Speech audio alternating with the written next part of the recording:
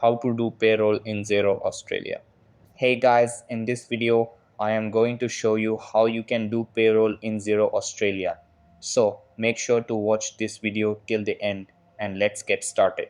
So the first thing that you want to do is gather the necessary details like your organization's GST number, payroll payment date, pay frequencies, and pay items, which include earnings, deductions, and reimbursements. Over here, assign yourself or your payroll administrator the payroll admin user role in Xero.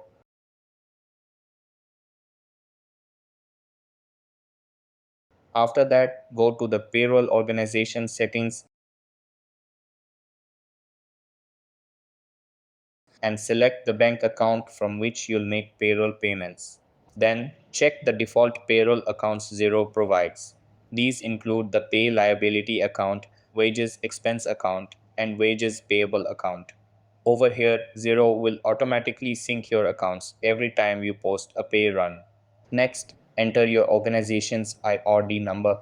After that, in the employer size field, select small if your annual pay taxes are less than $500,000 per financial year, or large if they are over $500,000. Then set the opening balances date to match the month in which your next pay run payment falls.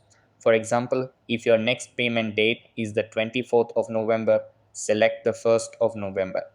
After that, upload your company logo to customize your pay slips. Then set up pay calendars for different pay periods, such as weekly, fortnightly, or monthly, and give each calendar a unique name. Finally, categorize pay items like earnings, deductions, and leave. Over here, Xero includes default pay items such as ordinary pay, holiday pay, and QE contributions, but you can also create new ones for items like bonuses or commissions. So that's how you can do payroll in Xero Australia. That's all for this video.